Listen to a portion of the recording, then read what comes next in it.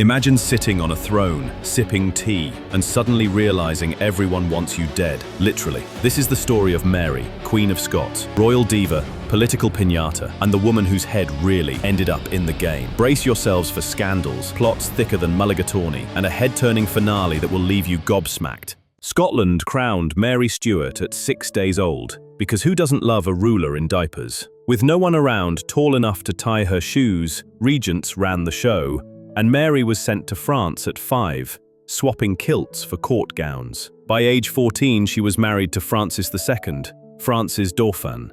Picture a teenager stuck with the world's most elaborate dress code and a husband who was too young to shave but old enough to sulk. When Francis died at 18, Mary became a widow in Versailles, still a teen, with a crown that felt heavier than her corsets. In 1561, Mary returned to Scotland expecting a hero's welcome. Instead, she found a country transformed by Protestant reformers who eyed her Catholic piety like a suspicious glazed donut. Imagine moving back into your childhood home, only to find new tenants, armed ministers, and anti-Catholic mobs calling the shots. Mary tried to bridge the gap.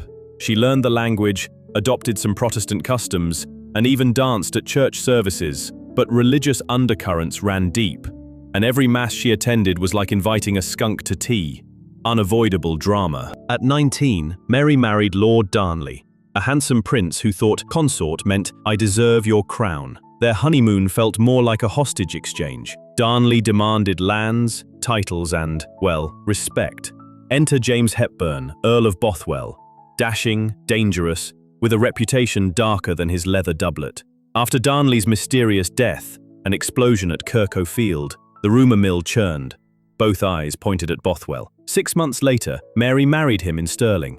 It was like cheering for the villain in a murder mystery because he winked at you. Scotland's nobles revolted faster than you can say regicide. Mary was arrested, deposed, and imprisoned at Loch Leven Castle, where she spent a month plotting her escape. Spoiler alert, she pulled it off, swimming across a cold lake in a heavy dress. Talk about commitment. Freed in triumph, she marched on Edinburgh, only to find her supporters had vanished. Facing civil war, Mary fled to England, her valiant feat replaced by exile, a royal Airbnb, courtesy of Queen Elizabeth I. Locking up a queen didn't stop the conspiracies. Over 19 years, Mary's name popped up in every plot against Elizabeth. Ridolfi's Spanish invasion, Throckmorton's coded letters, Babington's fatal beer-fueled confession. Elizabeth's intelligence network read more mail than the postal service. Bugs before bugs were a thing. Mary, frustrated and desperate, kept signing letters sealed in red wax. "I swear I'm innocent." But every leak and intercepted word piled evidence against her, like library books with overdue fines. In February 1587, Mary was found guilty of treason. On the scaffold at Fotheringhay, she wore red, a bold statement in a sea of drab executions. She stepped up, calmly gave her final speech, and placed her head on the block. The axe fell, and the world blinked.